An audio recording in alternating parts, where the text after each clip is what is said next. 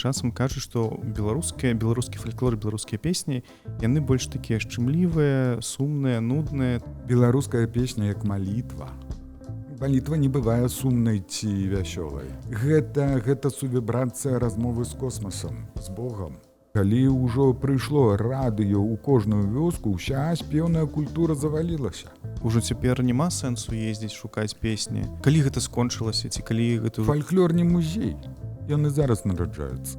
Беларускі казачны фальклор – гэта самаразвіты па сюжэтам фальклор, казачны фальклор у Еўропе.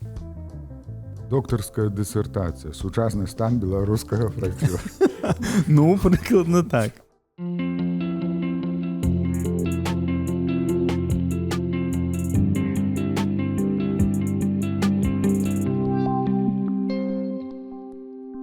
Усім прывітанне, гэта чарговы падкаст «Нататнік Бай». І сёння ў нас цікавая тэма, мы паразмаўляем пра фальклор.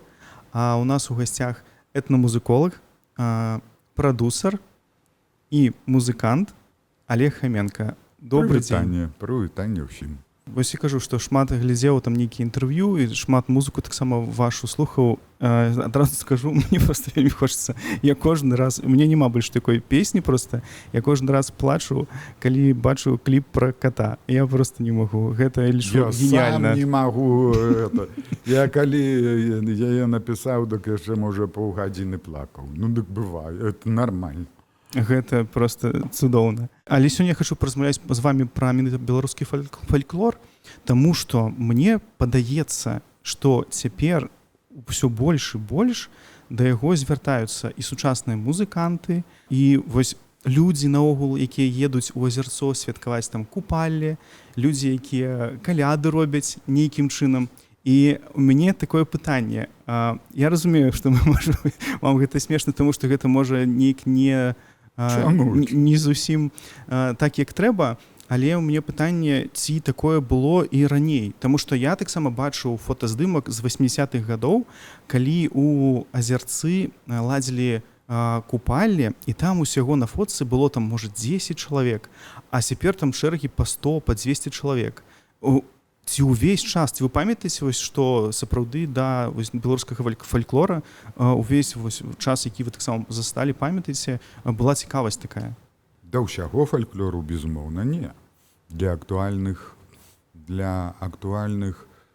варыяцый фальклору, як у Беларусі, так і ў сусвеце, такая хвалепадобная цікавасць. Яна заўсёды ёсць, і яна хвалепадобная.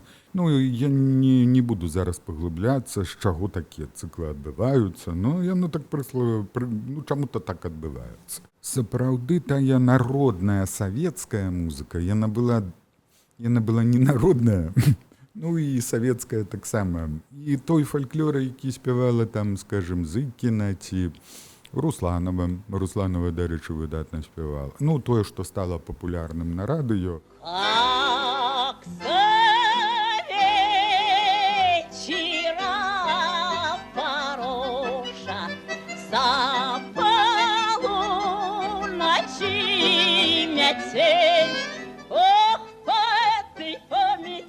Трое саночек летели, ой, поэты полетели, трое саночек летели. І тыя ж самыя мужчыны і жанчыны ў вёсках па радыё пачулі, як трэба спяваць, то яны, ну і таму яны пачалі камплексаваць наконт таго, як яны спяваюць. І гэта дужа разбурыла спеўны беларускі фальклор. У маёй маладосці, да, напэўна, зараз гэта было такі нафталін. Это так, фолк у Савецкім Саюзе быў наднацыянальным і таму ніякім. То бок ён увогуле быў ніякі. Ён быў такі, тое, што там не толькі людзі з вельмі сталага ўзросту з ЦК памяталі, наколькі песенька валенкі, наколькі яна смачная. Для ўсіх гэта было такое абы што. І у нас сапраўды вось толькі такі выбуховы момант, які зрабілі песняры, калі яны патрапілі ў сусветны тренд. Гэта быў сусветны тренд. Тады пасля музыкі хіпі, не так, скажем, пасля музыкі Вудстока, сапраўды пайшлі эксперыментальныя музычныя напрамкі, якія былі звязаны з Бобам Діланам і з усім вот гэтым фальклорам, на падставе якога і вырасла ўся гэтая блюзавая рокавая музыка, бо яна была такой жа дэмакратычнай, як і музыка Вудстока. І з гэтай прычыны, калі песняры зайгралі беларускую песню у фармаце биг-біт, тады не казалі рок, у фармаце биг-біта, то гэта быў сусветны брэнд. І вось тады тая беларуская песня ў Савецкім Саюзе, народная песня беларуская, яна стала нумар 1 і была нумар 1, пэўна, там, можа, дзесяцігоддзя. І нават там я бачыў некага такога смаркатага хлопчыка недзе ў Таджыкістане, які без штаноў нёсся і крычаў: «Касія, канюшы, касія, канюшы». Ён не знаў ні касія, ні канюшы, но ён чуў гэтую песню, і для яго вот гэта спалучэнне касія, канюшы, для яго это было нешта такое цікавае, якое яму падабалася. Ну, это было шмат гадоў таму, но справа ў тым, што гэта было смешна. І гэта было настолькі кранальна для мяне калісьці тады. Ну, вось гэта пра тое, ці цікавіліся людзі раней фальку, безумоўна. І, безумоўна, вельмі моцна. Но справа ў тым, што, канешне, галоўным трендам гэта не было ніколі. 8 ці 9 фестываляў «Камяніца» ў Озерцы прадэманстравалі, што мы не толькі без якой-то значнай грашовай падтрымкі, а нават перадавалі грошы для якраз музея, дзяржаўнага музея ў Озерцы, гэтага народнай архітэктуры. Мы перадавалі грошы, якія збіраў фестываль «Камяніца». Гэта была нават такая яшчэ і дабрачыннасць. То бок гэта не можна сказаць, што гэта было, такая, якія трэба туды было грошы закідваць, а значыць, людзям падабалася шчыра. Ну і не памятаю, перадапошняя «Камяніца», напэўна, сабрала штосьці каля 7 тысяч. 7 тысяч – это на фальклорныя каманды, это вельмі круто. А перадапошняя гэта там, дзе Анука выступала, магчыма? Ці гэта ўжо пазней? Анука, напэўна, апошняя была. Скрыпка быў. Зразумела. З хэдлайнераў. Хоць я не зусім хацеў хэдлайнераў замежных, я хацеў, чтобы беларускія музыкі хэдлайнерамі былі. Ну, беларускіх мы скарысталі на самым пачатку. І Ольца, і Палац, і Керчук. Это калі яшчэ, на фестываль заходзіла там па 2, па 3 тысячы, а ўжо калі выставлялі буйны лайн-ап, то тады ўжо, канешне, гэта былі артысты, перадусім з Расіі, Украіны. Літоўцы прыязджалі. Мы спадзяваліся, што паедуць і палякі.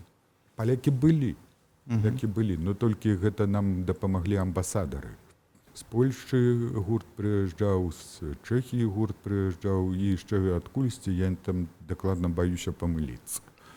Вось вы казалі, гэта «Камяніца», ўсё ж гэта нулявыя, вось нават 10-е, а калі казаць пра 90-е, вы можете узгадаць такі нейкі, не ведаю, выбух цікавасці да фолку? Нейкія, магчыма, таксама фестывалі былі ў 90-х па фальклорнай музыцы? У 90-е быў выбух этна. Я недавно распавядаў сваім сябрам таксама ў адной праграме. Ім дужа спадабалася, калі я вельмі сцісла патлумачыў, што фолк, этна і попул – гэта народ, толькі на 3 мовах. Але калі гэта ўсё перанеслася ў навуку, атрымалася, што фолк – гэта прывязка да дзяржавы, этна – прывязка да тэрыторыі, а попул – гэта прывязка да сацыяльных стасункаў альбо публіка. Папулярны, публіка, поп. Вось гэта ад слова попул. І такім чынам кожная з гэтых фармулёвак, этнафальклорны фестываль і гэтак далей, ён сведчыць, а якія мэты ён пераследуе. І калі мы гаворым пра 90-е, то гэта, канешне, была перадусім ўсё ж такі такая цікавасць да этна. Гэта, напэўна, штурхнулі «Энігма».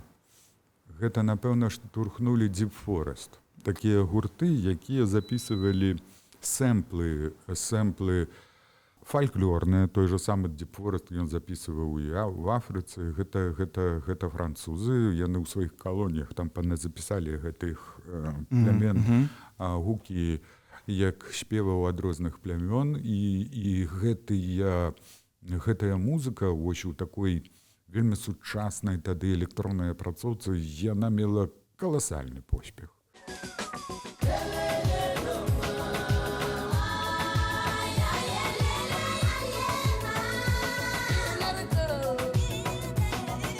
Гэта было дужа модна, куды не зайдзеш у які-небудзь рэстарацыю напрыканцы 90-х, то сапраўды там Эні гучыць, там Deep Forest, нешта там, якія-то коктейлі пряныя з этими зонтиками, да і ўсім гэтым. Ну, это так было сугучна вось гэтым. Да і сам рок, ён стаў такім глэмавым, ён стаў такім папсовым, калі вы памятаеце, што напрыканцы 90-х апранаўся той же самы Бон Джові, там, ці хто-то яшчэ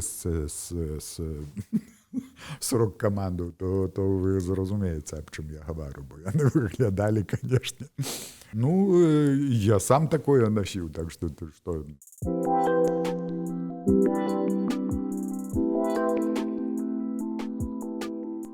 Канцэрты, якія... Так, ці былі яны тады? Канешне, яны былі, но справа ў тым, што якраз тады сама крутымі гэта з'явіліся добрыя аператыўная апрацоўка на сцэнах. Гэта вызначала, што можна было граць акустычнымі інструментамі настолькі якасна, што гэта, ну, маецца на ўвазе якасна, што пры моцным узмацненні гэта гучала, ўсё адно гучала, ну, натуральна. Да, было.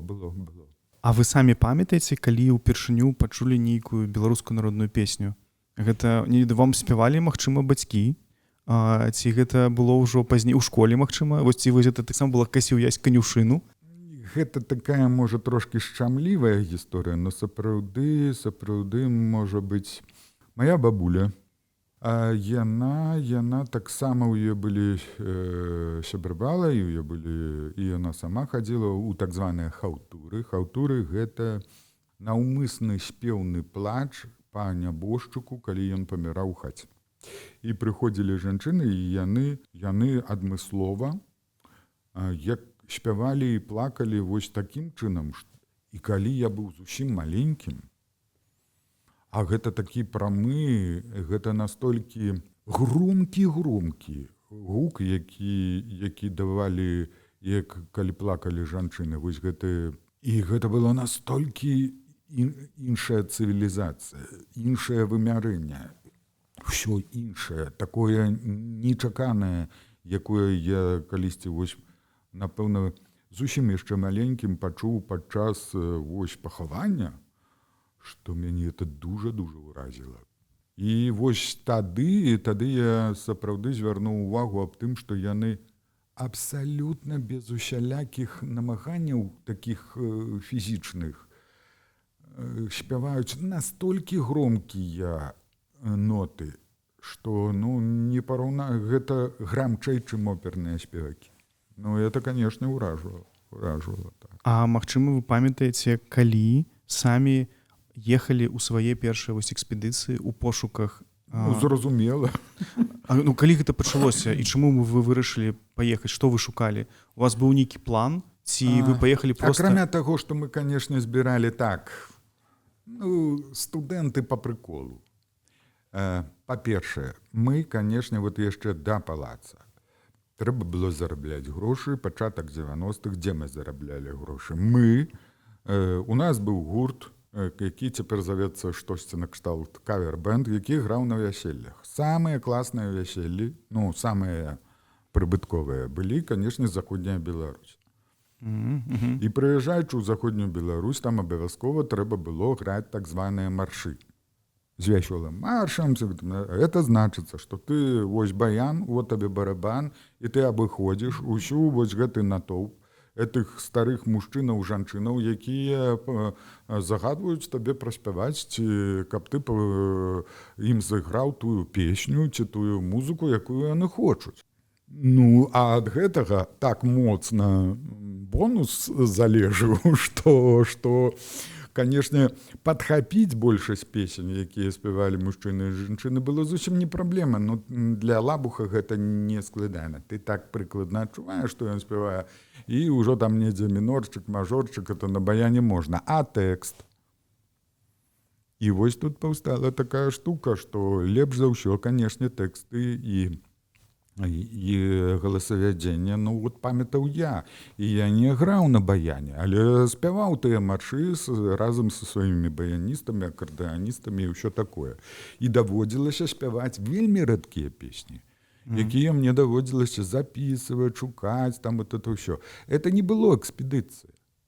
Это быў такі, тое, што называлася Талмуд, дзе кірыліцай было запісан смук анзувоты, а наадварот з другога боку там былі напісаны стаканчыкі гранёныя, там была Надзенька застала. Вот это вот усе песні, якія і цяпер лічацца вот гэтым вясковым такім фальклорам. Там такія тэксты. О, бо! І пра Зою Касмадем'янскую частушкі. Это такі трэш. Это просто караул. Это не распавесці. А пра Кармелюку. О! Якія вяселлі мы гралі ў барсуках. Кармелюка, шчыра кажучы, гэта украінскі паўстанец, бандит, які лічыўся калдун. Ён лічыўся, што ён чарадзей. А боже, якія это гады таго Кармелюкі. Гэта вот якраз пасля барскай канфедэрацыі. Гэта значыцца першы момант падзелу Рэчы Паспалітай. Ён з Украіны, карацей, Робін Гуд украінскі. Это вот той Кармелюка. Сколькі разоў ён уцякаў, сколькі яго шампаламі І вось ён быў надзвычайна папулярным персонажам у беларускім фальклоры. Дарэчы, песняры спявалі эту песню. Адну з варыянтаў гэтай песні. Толькі яна дужа непапулярная. Канешне, гэта не экспедыцыя. А як гэта назваць, я просто зараз, не магу сказаць, як гэта было. Мы збіралі нейкі фальклор, гэта збіралася не зусім. А ўжо так рэальна экспедыцыйна мы паехалі светлай памяці Паўліна Сурвіла. Яна была прафесарам Мічыганскі, баюся памыліцца, універсітэт. У яе была выдатная апаратура, у яе была метадалогія. Гэта значыць, што яна запісывала, па-першае, на міні-дыск. Это ўжо лічбавая тэхналогія. Это была не плёнка, як мы ўсё чакаем, як бабуля запяець, і ўсё, а ў нас плёнку зажувала. А потым гэта плёнка скончылася. Усе іхнія расповеды, нічога мы не... А это яны самыя галоўныя. А она пісала ўсё. Яна ўсе расповеды, бо сацыяльная гісторыя песні, куды яшчэ больш важная. Яна запісывала ўсе, ад каго, у якой вёсцы, дзе нарадзілася, дзе памерла, ад каго чула. Вот эту ўсю тэхналогію яна Мы это нічога не рабілі. У нас такія былі гэтыя саматужныя экспедыцыі, што мы просто тэхналогію не бачылі. І мы вось тады, Якахова і такія дзеячы, разам з ёй тады, ці не тыдзень мы падарожнічалі па Беларусі ў тыя мясціны, дзе яна і мы лічылі будуць самымі цікавымі. Па факту так атрымалася, мы запісалі там, я не памятаю, штосьці больш як 30 гадзін толькі спеўнага матэрыялу. За тыдзень толькі спеваў на 30 гадзін? Толькі спеўнага. А ўжо размоваў там, напэўна, было, можа 60, можа 80. Прыязджалі ўсё, і тут у нас, а мы панты тайды, мы з гарэлкай, мы ж не ездзілі ўжо, як гэтыя афіцыяльныя, знаете. Так, построились тут, спойте вашу песню, эту, великодная, знаете? Эти бабули стоять, их уже опранули в этой камізэлькі, што ДК выдаў, і стаіць, калі іх там іхняя камандзірка хору, і яны ні казку тую до конца не распавядуць. Яны нешта завуюць, а я не помню, а потом Светлана Владимировна, мне корову надо кормить, ўсё. А калі ты сядзіш каля яе дома, каля яе коровы, з дыктафончыкам, п'еш гарэлку, так гэта можна такое напісаць, што прабачце. Вы казалі такі якраз распавялі трошкі, што бабулі не маглі даказаць свае казкі. А вось я таксама хацеў спытаць, а што за прага да казак? Выдавалі таксама і дыск з казкамі беларускімі, і калі ездзілі, таксама хутчэй за ўсё пыталі пра казкі. Ці можаце трошкі менавіта пра гэтыя казкі і магчыма, вам чыталі ў дзяцінстве, можа, казкі беларускія? Адкуль таксама такая прага? Ну, раптам. Якія Карлсон і Урфінджус парваныя вокладкай. Вось мае казкі. Ну і добра, што яшчэ ўжо ж тады тэлебачанне было, дык мульцікі глядзеў там.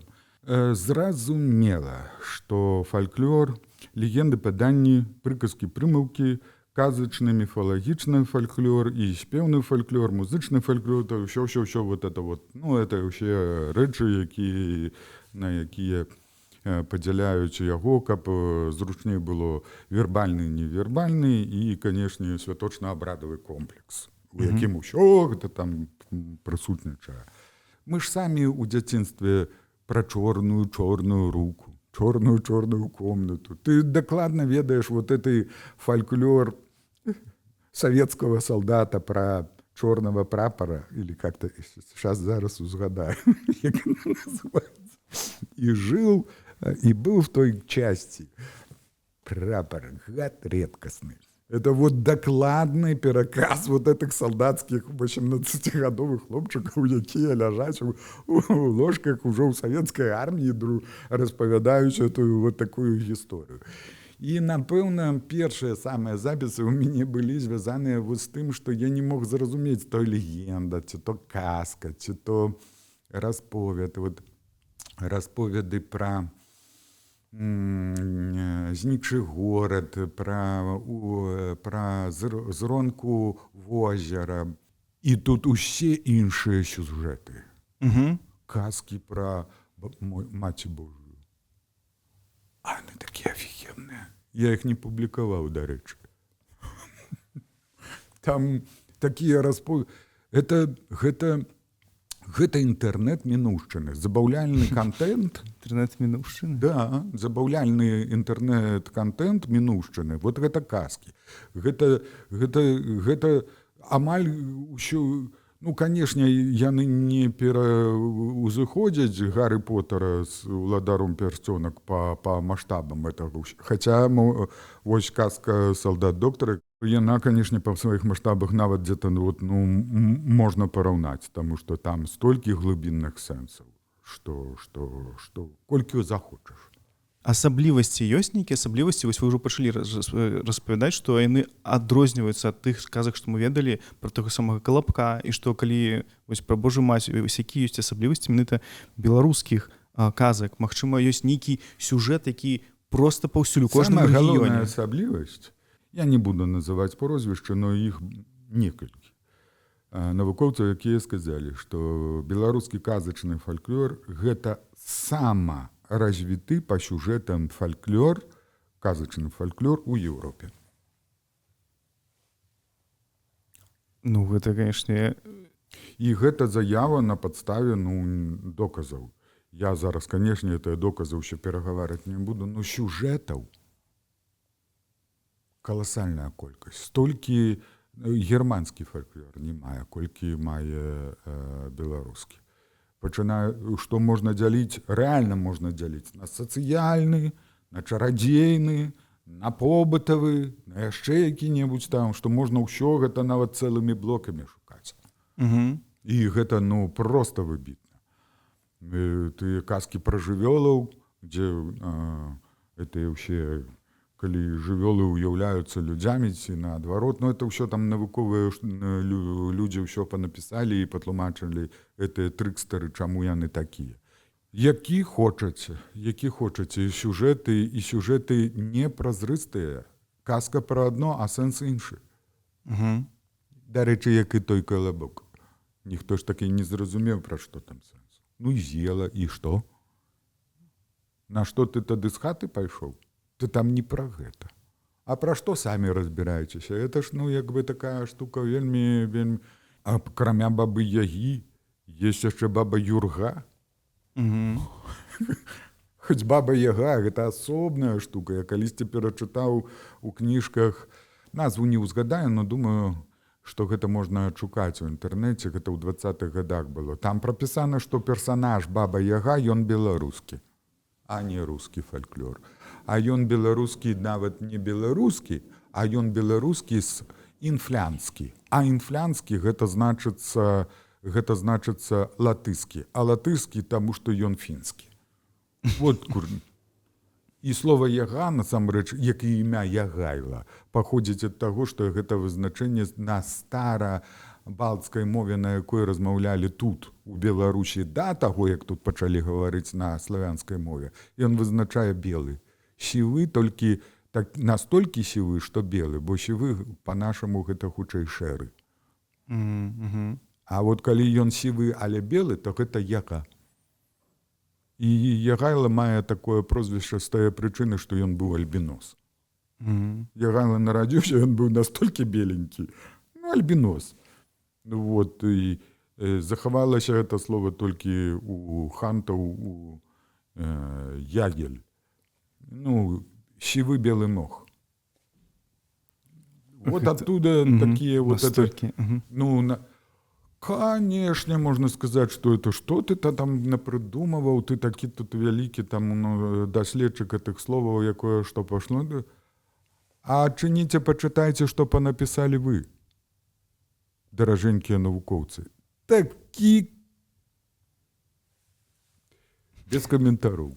А магчыма, вы памятаеце нейкіх, вось у вас, магчыма, ёсць нейкі любімы герой з беларускіх казак, які таксама вы чулі шмат разоў, ці проста адна казка, якую вы лічыце найлепшай? Я б не сказаў, што увогуле такія персоны занадта яркія беларускія героі былі, каб вот яны былі такія надзвычайна выбітнымі. У любым выпадку Іван Іванович Царэвіч, да, гэта надзвычайна папулярная асоба у беларускіх казках, але гэта рэальны гістарычны персанаж. Гэта сын Івана таго Грознага, які жахлівы. І ён быў ужо ў сталым узросце, калі высоўваўся на пасаду караля Рэчы Паспалітай.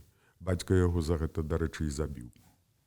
І вось гэта Іван Іванович Царэвіч, ён лічыўся такім узорна добразычлівым. Спадзяваліся ўсе людзі, што ён выжыў. І вот менавіта з гэтай прычыны Іван Іванович Царэвіч, ён ва ўсім беларускім фальклоры як паважаны, вельмі добры і такі узорна выдатны чалавек такі вот.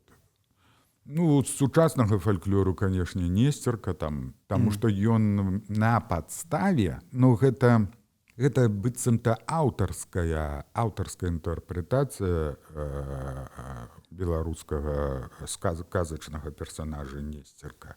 Але ўсё яна зроблена таксама на старажытных вот этих.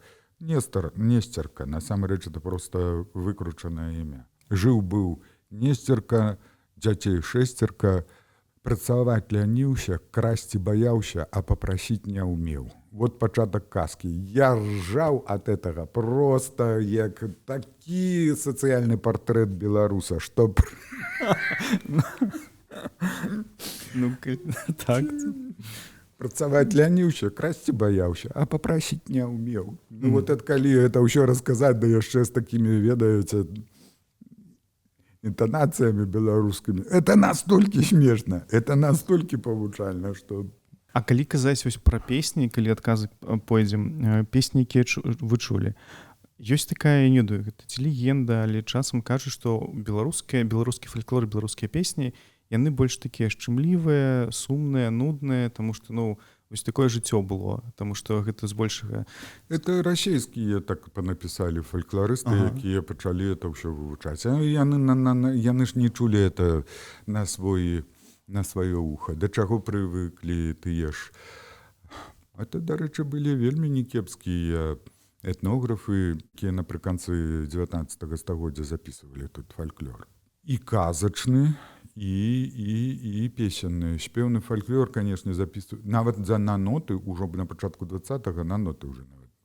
Без запісу на нотах. А так, канешне, тэксты яны запісвалі. фольклор белорусов не развит, в нем не чувствуется там такого ж залихватства, как в малороссийском, он в основном нудный там, и что-то там не радит. Они не чулі і не разумеюць, што гэта зусім іншая цывілізацыйная прастора. Ён не сумны. Яны вот як прызвычаіліся да цыганскіх частушак, якія чулі яны ў сваіх кабаках. І вот яны думаюць, што это вот такі мусіць быць фольклор. Яны заўсёды ад беларусаў патрабавалі: Маруся, раз, два, три, каліна чэрнявая, дзяжэ, быца-дыца. Бред, тяжелый психо... Абсолютное трызненне. Беларуская песня як молитва. Молитва не бывае сумнай ці вясёлай. Гэта сувібрацыя размовы з космосам, з Богом. Тая ж самая песня можа быць і сумнай, і вясёлай. Это ўсё залежыць ад твайго настрою. Па большасці беларускія старажытныя песні ўвогуле не маюць развітой трэцяй ступені. Яна склізкая. Она ўся на квартаквінтовых нотах пабудаваная. З тае прычыны там няма вот той ноты, якую прывыклі вось гэтыя вушы Баха чуць у мінор і мажор. Там гэтага зусім няма. Там спеў, там расповяд, там сувібрацыя. Песні буддыйскіх монахаў, чаму яны такія сумныя?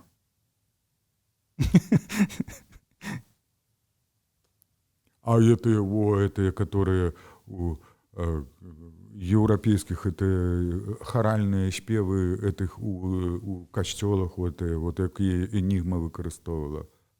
Яны весёлыя? Яны празрыстыя. Яны іншыя.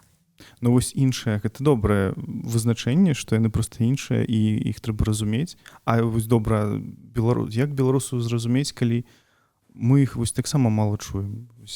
Ну так, канешне, для таго, каб успрымаць сапраўды доўгі час слухаць бабуль, асабліва на фанаграме, нерэальна. Гэта так надакучліва, гэта аж зубы выдае. Па-першае, таму што это можна слухаць толькі ўжывую, тады ты чуеш тыя гармонікі і сувібрацыі, якія ўсё ж такі магнітафон не забірае. Это па-першае. Па-другое, канешне, да ўсіх гэтых гукаў вуха мусіць прызвычаецца. Паверце мне, што тыя шатландцы, якія стагоддзямі, дзесяцігоддзямі, ледзьве не кожны дзень чуюць сваю шатландскую валынку, яны любяць гэты гук. Паспрабуйце вы паслухаць шатландскага валыншчыка больш як 10 хвілін. Ну, не паслухаеце вы, ваша вуха да гэтага не прывыкшае. Это не для вас, гэта будзе не ваша ментальнасць. А яна, канешне, вельмі моцна мяняецца з цягам таго, што ты чуеш кожным годам далей і далей і далей. І, канешне, калі ўжо прыйшло радыё ў кожную вёску, ўся спеўная культура завалілася. Ну, як спяваць это ўсе завыванні, падвыванні, так і самі бабулі кажуць. Калі вот ужо домик вокнамі в сад, ужо спяваюць это радчынг. І для іх, для бабулі, это самая хорошая песня. Так, я, дарэчы, тут пагаджуся, мы часам ездзім, здымаем вёскі, і калі просім нешта паспяваць, часцей за ўсё спяваюць нейкія ці ваенныя песні, якія па тэлебачанні бачылі, ці нешта з радыё, каб нешта такое больш старое, амаль ні разу ўсе я не чуў, калі мы ездзілі. Аднойчы была... Дапрасіцца, нават калі ведаюць, немагчым. Вось, так. Это момант, прабачце мяне, інтымны. Аднойчы мы толькі пачулі, нам спявала, бабуля праспявала песню, якую спяваюць якраз у касцёле. Вось, і для яе яна была на беларускай мове, вось, і для яе яна была вось таксама найлепшай, але гэта адзін раз, але збольшага праўда. І мы якраз размаўлялі з дыялектолагам, з Юрыем Чарнікевічам не так даўно, і ён казаў, што калі ездзіць збіраць дыялекты і гаворкі, то адразу трэба выкрэсліваць тых бабуль і дзядуль, у якіх ёсць адукацыя, тому што яна таксама вось забівае ўсе гэтыя гаворкі і гэтыя кніжкі, і гэта правільна, як трэба вымаўляць. А вы кажаце якраз пра песні, гэта радыё, то бок радыё забіла. Тэлебачанне. І тэлебачанне, так. Да, да. Таму што калі гэта ты чуеш, і гэта ты чуеш 10годдзямі і падсвядома думаеш, што вот гэта правільна, а ты рабіў неправільна. Як бы ты не любіў сваю родную спадчыну, ты яе ўсё адно, па-першае, нават не забудзеш, не тое будзеш інтаніраваць. Бо ўсё гэта старая беларуская песня, яна ўсё этой інтанацыі прамым кантактам. Дзеткі, дочкі з матулямі, з бабулямі разам спявалі. І яны вось гэткім і навучылі. Гэта Ларыса Рыжкова са сваёй калыханкай вот такое рабіла і робіць да гэтага часу. Калі яна малых нават музыцы не вучыць, а яны са слыху пераймаюць ад больш старэйшых складаў гэтага гурта калыханка, яны са слыху пераймаюць ад больш дарослых дзяўчат, якія ўжо да яе ў калектыў не ходзяць. Это узорны варыянт таго, як можна пратрансліраваць у сцэнічным варыянце старажытны беларускі спеў, тое, што рабіла Ларыса Рыжкова і робіць са сваім калектывам калыханка. Вы казалі, што тады записывалі шмат музыкі, песень записывалі. А ці былі ў вас такія бабулі, ці, магчыма, знаёмыя, да якіх вы вярталіся і дазаписывалі нешта? Наколькі гэта было складана? Вы кажаце, што каб выцягнуць тое старое, што яна ведае, было вельмі складана. І як гэта вы рабілі? Адзін выпадак быў дакладна. Мы не маглі зразумець, якія словы праспяваліся. А мы хацелі ўзяць у свой рэпертуар. Мы сядзелі каля гэтага магнітафона, нічога не зразумела. Паехалі запытацца, а і ўсё, ужо запозна. Вот нам неяк патлумачылі ў 2 словах, і потым толькі цераз шмат год я знайшоў, што гэта проста быў украінізм у гэтым тэксце і зразумеў урэшце, пра што там спяваюць. Дык, а як вы думаеце, калі вось не ведаю, ужо цяпер няма сэнсу ездзіць шукаць песні, ужо таму што ці ўсё ж, калі гэта скончылася, ці калі гэта ўжо... Фальклорны музей. Гэта фальклор, фолк, народ, лёр, мудрасць. Яны зараз нараджаюцца. Мало таго, у сусвеце даўно ўжо з гэтым як бы замірыліся, для іх ёсць ужо кантэмпары фолк. Гэта, ён аўтарскі. Это аўтарскі ўжо фальклор. Са спадзяваннем, што песня стане настолькі попул, што вось, будзе ўяўляцца, як у нас Купалінка, яна ж аўтарская. Так, але все думаюць, што... Все думаюць, што гэта народная песня, там, ці... А я прылягу. Людзі думаюць, што это, можа, народная. Это ж зусім недавно ж напісана і праспявана. Я думаю, што цяпер ужо народнай песняй можна лічыць простыя словы. Таму што, яна стала, яна народная, яна стала народнай. Яна значыцца адзін крок да таго, щоб стаць фальклорнай. Ужо, можа, і аўтараў не будуць памятаць. Можа, я ў сэнсе самого тренду. Такія саматужныя вершыкі, якія таемна ад усіх пішуць людзі, якія пашвілі кароў нядаўна, і з гэтай прычыны ён сам напісаў, але ніколі не хоча сказаць, што ён аўтар. І тады надыходзіць такі момант, што а я вам песню народную спявю. А яна не народная. Просто ён не гаворыць, што ён аўтар. І такія моманты шчырай, саматужнай, але шчырай творчасці ад тых, хто стаў вось такім аўтарам, это ж фальклор. А потым бывае, што такія творы ён праспявае дзе-небудзь у якім сваёй кампаніі, а там спадабалася, і можа песня рэальна застацца. Гэта вызначае яшчэ раз пра тое, што я казаў, фальклорны музей. Развіццё ідзе. Самае галоўнае, прыкмета нічым нацыянальная прыналежнасць і адсутнасць аўтара. Іншая справа, што тэхналогіі і методыкі, як шукаць, як з гэтага рабіць і навошта гэта рабіць, вот яны зараз непэўныя.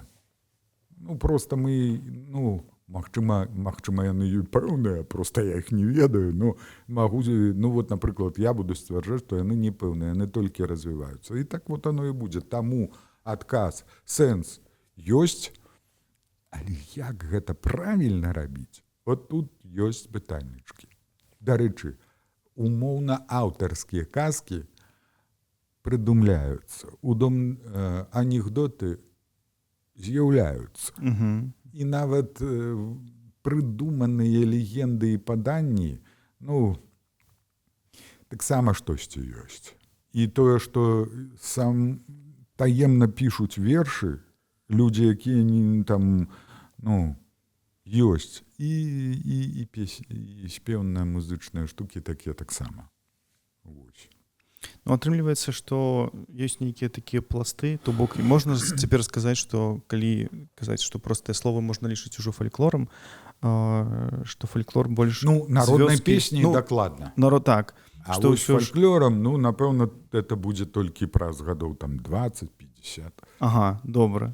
І што, так, што цяпер фальклор нараджаецца там, але ўсё ж з горада цяпер ідзе, таму што ўжо ў вёсках нічога амаль не засталося. Так, гэта надзвычайна балючая і вельмі складаная праблема. Але гарадскі фальклор гэта нармальна. Вось тыя ж самыя гарадскія легенды. Так. А тое, што музычны і спеўна-музычныя нейкія самые знакамітыя прыклады там на гітаре і там во дворе, там я себе красившие найду. Это не вясковы фольклор, это гарадскі фольклор вот этих вот мікрараёнаў савецкіх. Калі з'явіліся такія песні дваравыя, а ён ёсць. Той же самы умоўны фольклор вязняў ці зэкаў, ён і зараз нараджаецца. Гэта не вясковы фальклор. І цяпер падобныя штукі, таксама такое ёсць. Яны пакуль яшчэ ў форме там прымавак, прыказак ці якіх мемаў. Дарэчы. Але яны могуць аформіцца ў такія з'явы, якія будуць ведаць, уся краіна. А аўтара прыкладна толькі. Всё. Гэта ўжо дакладныя рэечкі на фальклорны напрамак. Тады вот так балюча гаварыць аб тым, што вёска і горад расчапіліся. Гэта балюча, але магчыма, што не рабіць з гэтага праблему, таму што яно ўсё цяпер, відаць, будзе што-то такое сярэднестатычнае. Маёнтачкі людзі хочуць. Дачны фальклор, няма такога, пэўна, можаш з'явіцца. Тым больш, што, канешне, раней там у вёсках дужа людзі не любілі, калі вёска памірае, нікога няма. Але калі летам прыязджаюць ужо дачнікі, быццам-то вёска ажывае, бо там жыве толькі 3 засталося хаткі сталых жыхароў. А тут летам выйдзеш на тую рэчку, а там, пляж, 25-35 чалавек недзе там носіцца. Дык такое адчуванне, што не ўсё памерла. Я таксама пра вёскі і сучаснасць, пра горад. Я якраз хацеў спытаць пра, як вы адносіце да таго, што хутчэй гарадскія спрабуюць захаваць гэтыя гульні, як вы, напрыклад, жаніцьба цярэшкі, пекчы кота, запекчы, ці ваджэнне куста таго ж самага. Выдатна. Это настолькі важна. Пры размове аб тым, што фальклор не музей, а на што абапірацца, як не на артефакты, якія блізкія да узорна-музейных форм. Зразумела, але часам... спецыялісты мусяць рабіць. І гэтыя спецыялісты мусяць дакладна сабе ўяўляць. Мы развіваем, мы разумеем сутнасць свята, і тады на яго нагрувашчваць новыя і нават сэнсавыя рэчы, што яно мусіць развівацца. Але пры гэтым мы ведаем, што самы ўзорны варыянт, самы ўзорны паўтор, з максімальна вот так, як яны бачылі на відэазапісу альбо ў жыцці, вось гэты момант, ён павінен захоўвацца як золата недакранальнае. А далей вот гэтыя фолк-мадэрн, пра што вот там усё фолк пасля злому, пра гэта вот, не проста, а гэта абавязковая рэч, якая мусіць падтрымлівацца настолькі, наколькі толькі магчыма. Масленіца, так званая масленіца, у варыянце Бразіліі гэта бразільскі карнавал. Яна ў той жа час адбываецца. І яе глыбінны сэнс менавіта гэта шэсця масленічнае. І яно ў той жа час адбываецца і тыя ж самыя сэнсы мае. Гэта выхад з раю, выгнанне з раю, якое насамрэч таму і на масленіцу вот апошнія перад пастом, як быццам то ў раю яшчэ ядуць, а потым ужо пачынаецца пост, бо гэта выгналі людзей з раю. Это той же самае свята, якое атрымала наймагутнейшую трансфармацыю сацыяльную і народную і пераўтварылася ў тое, што пераўтварылася, і цяпер гэтая форма святкавання, яна вядома на ўвесь сусвет. Так. Такія ж самыя рэчы Белтайн там і ў ірландцаў, і шатландцаў, і ва ўсіх яны свае народныя святы пераўтварылі ў такія шоу, у такія маштабныя з'явы. Гэта гонар, таму што у іх спецыялісты, адмыслоўцы не закансервавалі свята ў такім выглядзе, як гэта на плёначцы ці на фотачцы. А яны з ім жылі, яны яго развівалі, яны разумелі, куды яно рухаецца, яны хацелі яго святкаваць і рухалі далей. У нас ёсць тыя людзі, якія самі там, не ведаю, святкуюць купалі, а ёсць у нас дамы культуры, якія быццам бы якраз і закансервавалі. Яны гэта ўсё паўтараюць, яны у той самай адзенні шыюць і ўсё такое. Наколькі я разумею, людзі да гэтага часу не зусім разумеюць сэнс. Адны кажуць, што гэта язычніцкае, што тут нейкі секс, што тут неяк трэба скакаць. Што тут неяк трэба скакаць праз агонь. Это настолькі былі другасныя рэчы, што іх фактычна і не было. Там зусім іншая сутнасць.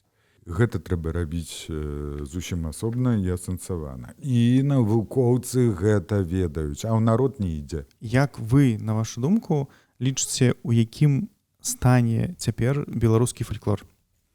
Ці нейк можна ахарактарызаваць? Гэта росквіт, ці нейкі заняпад, ці што з ім адбываецца? Доктарская дысертацыя, сучасны стан беларускага фальклора. Прыкладна так. Які этап?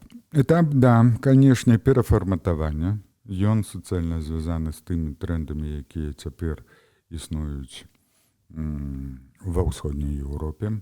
Але, спазняемся. Усё, як звычайна, ёсць, усё напрацавана, но нічога не рэалізавана. Калі якую-небудзь справу робіш там, і ўсё марыш, што ў цябе будзе вот тут тое, вось тут тое, і насамрэч проста не хочаш дарабіць. Бо калі ты пабачыш вынік, тады згубіцца гэтага «у самурая нет цэлі, у самурая путь». І вот это так салодка, ўсё яшчэ працягваць марыць аб тым, што ў нас усё будзе. І ўсё будзе такое, што проста ўсе потым там это ўсё, і ўрэшце ізноў нічога няма. Вот это стан сучаснага беларускага фальклору. Атрымліваецца, трошкі і сумна. Але вясёлы варыянт будзе звязаны з тым, што сапраўды адчуванне небяспекі для нацыянальных каштоўнасцей, сімвалаў, свят, мовы і шмат чаго вымагае таго, што дастаткова маладыя людзі пераўтвараюцца ў пасіянарыяў, якія самі без грошай, без загадаў, без прымусу, без нічога прыходзяць да таго, што яны пачынаюць вывучаць, спяваць, гаварыць, удакладняць, святкаваць і робіць гэта свядома. Канешне, для таго, каб гэта адбывалася працяглы час, а не так, пагуляўся і кінуў, таму што вельмі хочацца пагуляцца і кінуць. А я ўсё. Дзеля гэтага не хапае такой з'явы, як дадатковая сацыяльная рэалізацыя. Калі цябе ухваляюць на розных узроўнях. Не толькі сябар, але школа, мікрараён, горад, краіна. Атрымалася сумна ці аптымістычна? Не, вось тут уже аптымістычна і дакладна. Ну, тады на той сумны накладзем гэты аптымістычны і досыць. І адразу пытанне да вас, вось як да палаца, да гурта «Палац». А ў вас усё гэта было? Калі на розных узроўнях вы адчувалі гэтую падтрымку і тое, што гэта трэба, людзі? Мы адчувалі, што некаторыя часткі розных узроўняў гэтай падтрымкі то вагаюцца, то ўвогуле пераўтвараюцца ў ворагаў, то наадварот нечакана адбываюцца нейкія прарывы. І вось на такіх арэлях гэта ўсё вагалася. Можа, яно нават і спрыяла таму, каб мы не кідалі. І таксама, калі казаць пра гурт, ці, магчыма, пра вас, як вось вы выступаеце, ці пішце нейкія песні, ці цяпер вы карыстаецеся таксама нейкімі фальклорнымі мелодыямі, песнямі? Канешне, гэта там, дзе сама бяспечна красці. О, ну насамрэч тут... Прычым красці так, што ніхто не здагадаецца. І калі б вы ведалі, з якіх спевачак, папевачак, да інтанацыі гармоніі, я там магу сапраўды проста і напісаць нешта такое. Іншая справа, як рэалізаваць, каму гэта патрэбна, акрамя цябе. Да і цябе, можа быць, не зусім патрэбна. І гэтыя, это і ёсць момант самакорпання. А з гэтай прычыны, канешне, і свой, і чужой, і любы фальклор, ці тое, што блізкае да фальклору, і як ён развіваецца. Канешне, я гэта ўсё слухаю, гэта неяк так адчуваю, дзе-нідзе вельмі глыбока, а дзе-нідзе абы як. Так, такім чынам было пытанне, ці карыстаецеся вы? Да. А, напрыклад, калі казаць пра казкі, вось у нас быў у Менску баскетбольны клуб «Цмокі Мінск». Магчыма, вы чулі такі. Я быў, наўмысна ездзіў. І ў іх жа вось «Цмок» гэта ж з беларускіх казак. І тут, быццам бы, можна так перасэнсаваць, што яны ўзялі гэта з беларускага фальклору, беларускіх казак. Але і зрабілі там вось фігуру гэтую раставую і ўсё такое. І гэта прасоўвалі нейкім чынам. Вось чаму з казак няма нейкіх вось такіх беларускіх супергерояў? Чаму ніхто не робіць, нават калі вось у нас з'явіўся мульт, там Несцерка, ён, мне падаецца, не зусім такі суперсучасны, то бок ён не супергерой. Ці ёсць тут нейкая праблема, ці чаму вось гэтага мала яшчэ ў нас? Калі вы возьмеце германскі той же самы фальклор, у якім шмат казак, які мы там чырвоны капялюш, мы нават не ведаем, як звалі тую Гретхен. Як завуць красную шапачку. Все такія персанажы, якія звязаны з казачнымі, яны не рабіліся раней і да апошняга часу у камерцыйнай афарбоўцы, як гэта потым зрабілі амерыканцы, для якіх кожны персанаж ёсць адметны брэнд. Вот гэтага брэндзіравання не было. Яно было наўмысна такім, каб кожны мог сабе ўявіць, што пад вобразам гэтага чагосьці, а калі ўжо, праўда, аўтарскія казкі апошніх там дзесяцігоддзяў, Гаррі Поттер, ці ўсё, гэта ўжо супер-пупер брэнд. Пад ім наляпі хоць на зубную, там, я не ведаю, пасту ці на мыла, гэта ўсё. Гэта зусім ужо іншыя рэчы і стасункі. Я гаварыў раней, што ў беларускім, як і ва ўсім еўрапейскім, выбітных, яркіх персанажаў, якія могуць быць, ужывацца ў якасці брэндаў, не было, таму што так не было нідзе. Нават тая ж самая яскравая грэцкая міфалогія, мы ўсё адно сабе не уяўляем Бонадею ці шмат каго з тых жонак таго, каханак таго Зеўса. Яны такія ўсе, яны ніякія. Яны ніякія. А Зеўс, ну, ён як пярун, да. Барадаты, да. Ну, так ён такі ж самы, як і вобраз Бога бацькі. Так а чаму ён тады язычнік? Мы не бачым ягоны там. І толькі такія там сімвалы кшталту там залатое вот руно там ці што-то вот такое вот яно засталося. Да чаго вяду? Гэтыя вобразы і брэнды гэта трэба ствараць цяпер. Ну не цяпер, а учора. Вот тады б гэта тады б запрацавала свае уласныя чебурашкі там, я не ведаю, вот потому что ну ўсё адно з усяго савецкага, ну вот ёжык у тумане, які вот там без палачкі і гэтага вузялочка ён не будзе, і чебурашка, а нагадайце там яшчэ кот Леапольд і ўсё астатняе ну, настолькі крадзенае, што ну не прыляпіць. Не, мне б хацелася які-нибудь там не кіндер-сюрпрыз з беларускімі персонажамі ўнутры там пазбіраць. Ну, я бачу некаторыя там вот этыя ініцыятывы недзе ці то в Інстаграме ці ў Фэйсбуку, калі усе вот пачвары беларускага фальклору там цераз штучны інтэлект заганяюць гэтае слово і там нешта такое малюецца, там такое страшэннае ўсё і оно прыцягальна ў некаторым сэнсе. Но гэтага недастаткова, неабходна расповяд. Прычым надзвычайна папулярны расповяд. Легенда пра нікому не патрэбны той хлопчык у акулярах. Патрэбны Гарры Поттер. З яго вот этым усім, што ён мусіў быць забіты дзеля таго, каб вот як Ісус перанарадзіцца. Ну, то так, я згодны, маеце рацыю. І тады що? І я, дарэчы, вось зараз узгадаў, што ў нас усё ж была такая спроба, мне падаецца дастаткова добрая. Магчыма, вы памятаеце, не так даўно былі бонсцікі з беларускімі там злыднямі і ўсімі астатнімі.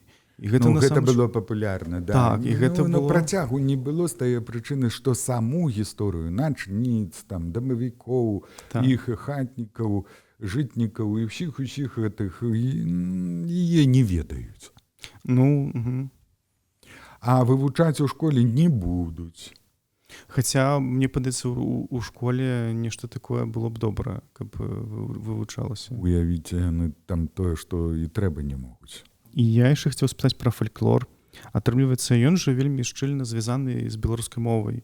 І чым менш беларускай мовы, тым атрымліваецца, менш будзе гэтага беларускага народнага фальклору. Гэта вось так працуе. Ці ўсё ж можна сказаць, што тое, што беларусы размаўляюць па-руску, па-расейску, на трасянцы, няхай на гаворках. Не, менавіта вось што расейская мова прыйшла. Яна нейкім чынам, ну, в сэнсе, што яна зменшыла беларускі народны фальклор, таму што мы пашлі размаўляць па-руску. Ну, у любым выпадку, ну, канешне, калі б мы з табой зараз гаварылі па-расейску, праглядаў і лайкаў было больш. Мы разумеем гэта. Гэта значыцца, што ўсё ўжо камерцыя завалена.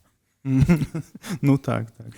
З другога боку, досвед цыганоў і габрэяў паказвае. Яны, канешне, захоўвалі. Ну, для сабе на сваім узроўні сваю мову, але пры гэтым гаварылі на мове той краіны, у якой яны знаходзіліся. І гэта дае магчымасць сцвярджаць, што мова церазвычайна важна, але не накрывае ўсё астатняе, а менавіта.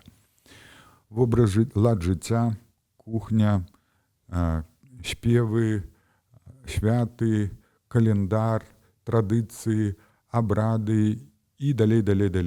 Всё гэта цыганы, не маючы сваёй зямлі, і габрэі захавалі. Ну да, мы ж узгадвалі, што фальклор перадусім. Быццам аўтара няма, але нацыянальная прыналежнасць твору адчуваецца настолькі моцна, што яе прызнаюць, напрыклад, беларускай не толькі мы, але ўсе нашыя суседзі. Вось тады ўсё. Тады ўсё. Гэта ўжо нацыянальная культура, гэта беларуская культура, і ўжо не даць яе ўжо не адабраць. Як быццам-то. Але, канешне, могуць скрасці як багата чаго ў нас скралі. І з міфалогіі, і з гісторыі, і з герояў, і персанажаў, і чаго толькі не вывезена і не забрана было адсюль. Пачынае ад Гвідона і залатога петушка, і часткі казак Пушкіна, гэта ўсё ж такі болдзінскі перыяд. А калі б вы ведалі, што Болдзіна за некалькі год да таго, як стала вёска, якая належыць Пушкіну, і яна належала Рэчы Паспалітай. І там, канешне, і ўсё адсюль выпадае. Таму ён там не ўсё слухаў ад Арыны Радзіонаўны, а гэта ўсё яму распавядалі ягоныя вясковыя. Вот, і так гэта прывяло да таго, што ён панапісаў тыя казкі, якія мы ўсе ведаем, як супер-пупер рускі фальклор, напісаны афрыканскім чалавекам. Гэта я вяду да таго, што мова надзвычайна важна, церазвычайна важна, але, канешне, гэта не адзіная. І яна не перакрывае усе астатнія, але яна амаль такога ж маштабу, як усё, як адзенне, кухня, побыты, святы, міфы, легенды, казкі, традыцыі і ўсё, увесь лад жыцця. Архітэктура, так, прылады. Так, я згодны. І ўся, тое, што завецца побытавая культура, лад жыцця. Вось такім чынам, як бы і захаванне, і трансляцыя фальклору можа адбывацца, калі гэтыя складнікі на дастатковым узроўні прадстаўлены. На падставе песень, казак, якія вы чулі, ведаеце, гэтых астатніх складнікаў беларускага фальклору, ці можаце нейкім чынам ахарактарызаваць беларускі народ, ці беларусаў? Што можна пра іх сказаць? Я ўжо на падобнае пытанне адказваў шмат разоў, і кожны раз мне не падабаецца, як яна на яго адказвае. Так, тая фраза, якая была ў сярэдзіне нашай размовы пра «жыў быў Несцерка, меў дзетак шэсцерка, працаваць ляніўся, красці баяўся, а папрасіць не ўмеў», ён часткова ён выклікае смех, адчуваецца жарт з тае прычыны, што ён шмат разоў нечакана трапляе ў мэту.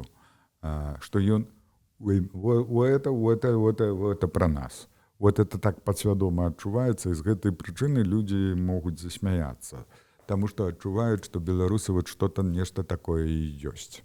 У нашай крыві цяпер намяшана столькі, што проста караул, бо у некаторыя перыяды згубіць палову і больш як палову насельніцтва вызначае, што этнагенетычны склад людзей змяніўся настолькі, што гэта ўжо не тыя людзі.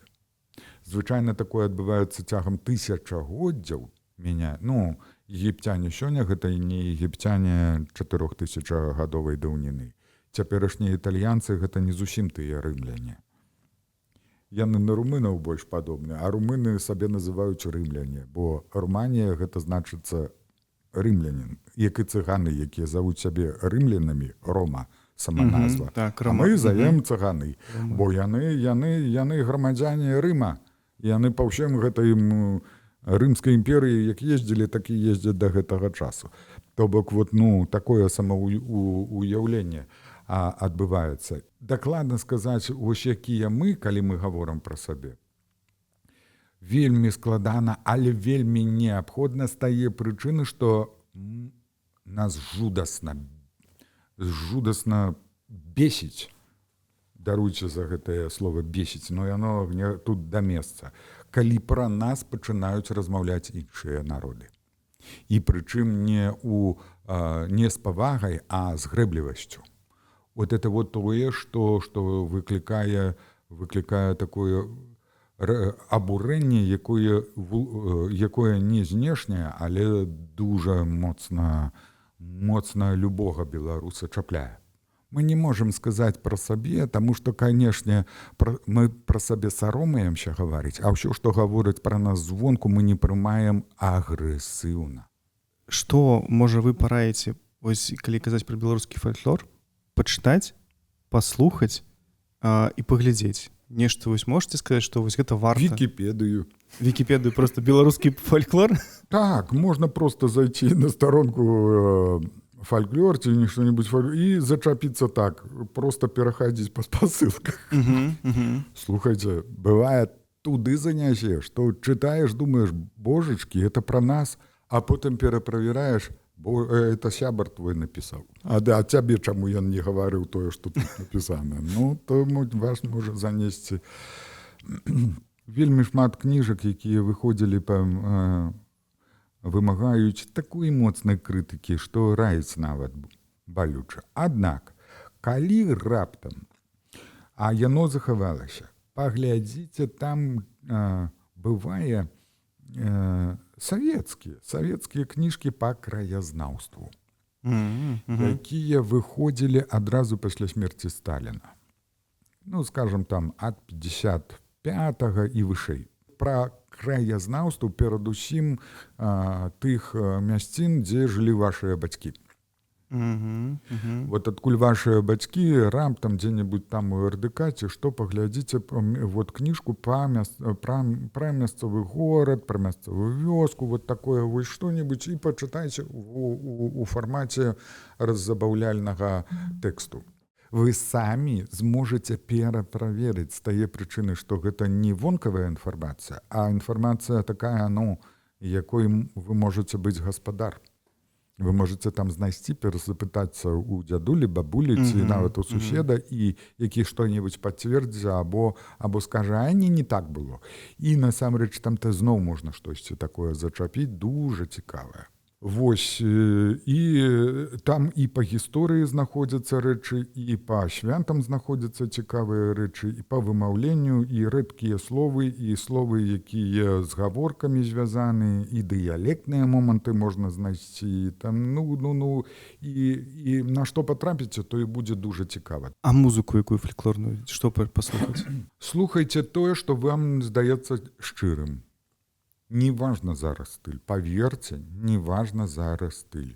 Але калі адчуваеце, што аўтар напісаў гэта, ці аўтары напісалі гэта, і вы ведаеце іх, альбо лёс, альбо імя, альбо вам яны чымсьці іншым цікавы, вось гэта слухайце. Паверце, што можа рэп тэксты цяперашнія стаць фальклорам заўтрашнім. Яны могуць перайсці ў фармат мемаў, могуць перайсці ў фармат папевак, могуць перайсці ў фармат нейкіх вобразаў, герояў, чаго заўгодна. І гэта будзе тое, што вам будзе патрэбна заўтра. Можа, сёння не здаецца несур'ёзным, але тое, што вам будзе патрэбна заўтра. Дзякуй вялікі за размову. Спадзяюся, што яшчэ пачуем потым вас нейкія новыя песні ад вас. Спадзяюся, што ўсё ж дачакаемся. І дзякуй вялікі ўсім, хто падпісаўся на нас. Падпісвайцеся на наш Patreon. Гэта вельмі дапамагае нам выпускаць новыя відэа. Дзякуй, да сустрэчы. Да пабачэння.